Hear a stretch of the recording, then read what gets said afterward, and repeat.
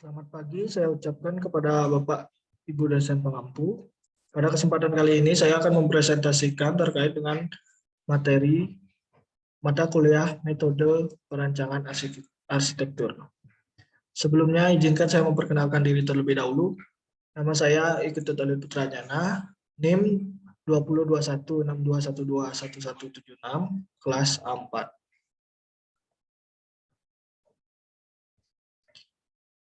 Pada kesempatan kali ini saya akan mempresentasikan terkait pemrograman arsitektur.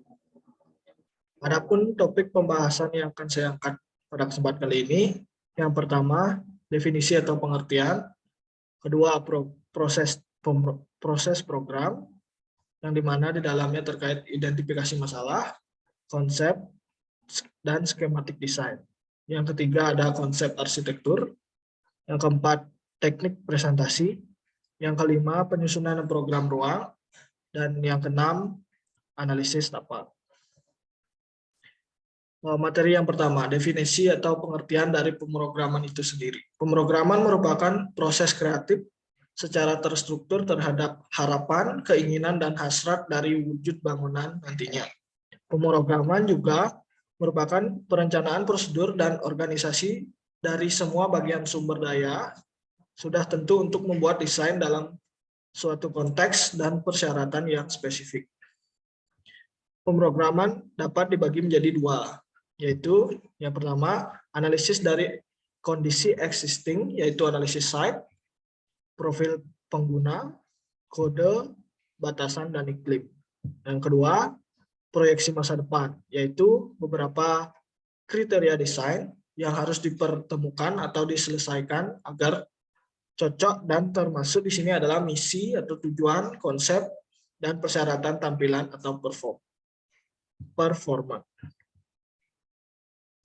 Selanjutnya ada proses pemrograman, identifikasi masalah, yang dimana pada proses identifikasi masalah ini kita harus memunculkan beberapa pertanyaan seperti yang pertama, what, apa itu proses arsitektur? Proses arsitektur merupakan sebuah proses yang berisikan langkah-langkah dalam membangun sebuah bangunan arsitektur. Yang kedua, when, kapan dilakukannya proses arsitektur?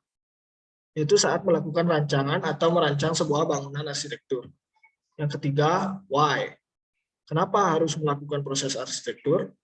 Supaya sesuatu yang dilakukan dengan struktur yang benar sehingga mengurangi kesalahan yang ada.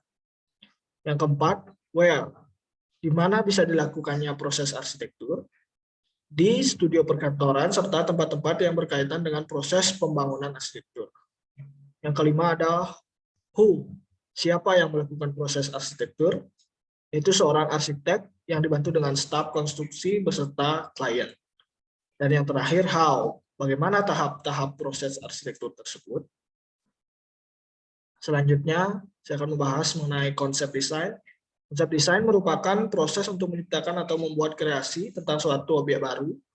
Desain dapat berarti juga sebagai hasil akhir dari proses kreatif yang sudah melalui beberapa tahap, baik itu berwujud sebuah gambar maupun objek nyata. Konsep desain dalam dunia arsitektur dapat diwujudkan baik dari segi desain interior maupun desain eksterior dari bangunan tersebut. Konsep yang lahir sebagai jawaban atas deskripsi, fungsi, dan tujuan dari sebuah bangunan arsitektur. Yang selanjutnya, skematik desain. Skematik desain merupakan skema desain awal pada proses perencanaan meliputi gambar-gambar, denah, tampak, potongan, denah fondasi, denah atap, serta konsep umum secara menyeluruh. Tujuan dibuatnya desain skematik ini adalah untuk memastikan arsitek benar-benar telah memahami arahan dan keinginan klien yang berkaitan dengan fungsi dan estetika bentuk bangunan tersebut. Tujuannya adalah yang pertama, mewujudkan kebutuhan home atau owner, yang dimana prosesnya mendiskusikan dengan homeowner bagaimana ruang yang akan didesain dan menjadi solusi dan timbulnya permasalahan. Yang poin B, menentukan lokasi rancangan desain. Desain skematik juga bertujuan untuk menentukan lokasi setiap ruangan yang akan dibangun pada bangunan tersebut. Poin C, menggunakan bubble diagram. Diagram ini bertujuan untuk memaparkan dan menggambarkan hubungan antar ruang, lokasi, dan akses terhadap bangunan satu dengan yang lainnya. Poin D, merancang kebutuhan desain. Desain skematik juga dapat merancang kebutuhan bahan dalam rancangan desain. Dalam hal ini, desain skematik dapat menggambarkan produk atau produk apa saja yang digunakan dalam bangunan tersebut, serta memperhatikan aspek-aspek sosial yang berhubungan dengan rancangan desain selanjutnya. Konsep arsitektural. Arsitektur konsep merupakan konsep desain arsitektur adalah cara arsitek menanggapi sebuah kebutuhan desain dengan menerjemahkan ide-ide yang abstrak menjadi rancangan bangunan yang bisa terwujud. Selanjutnya saya akan menjelaskan mengenai beberapa konsep arsitektur. Yang pertama, konsep vintage atau retro adalah konsep arsitektur yang menekankan pada desain rumah klasik. Selanjutnya ada konsep pragmatik, adalah konsep yang dikembangkan tentang persoalan pragmatis seperti program sebuah bangunan. Selanjutnya, konsep industrial adalah konsep arsitektur yang lebih mengekspos struktur bangunannya. Selanjutnya, konsep analogi adalah suatu konsep dengan cara melakukan pendekatan bentuk yang biasanya digunakan di dalam arsitektur. Dan yang terakhir, konsep metafora adalah konsep yang meniru suatu bentuk yang kemudian diwujudkan menjadi suatu bangunan.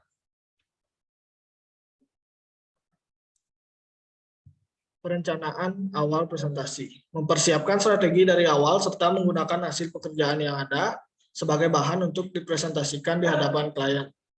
Menjawab masalah 5W+, hal selanjutnya yang wajib dipikirkan dalam menyusun presentasi adalah faktor 5W+H. Faktor tersebut yang akan dengan sendirinya membentuk kriteria presentasi seperti apa yang akan dibuat selanjutnya. Selanjutnya, materi presentasi, verbal dan visual. Materi presentasi dalam arsitektur tidak hanya berupa gambar-gambar atau maket 3 dimensi saja, seringkali media verbal seperti cara kita berbicara juga menentukan kesuksesan sebuah presentasi. Untuk itulah, sang pembicara juga harus berlatih agar informasi yang dipresentasikan dapat sampai kepada audiens.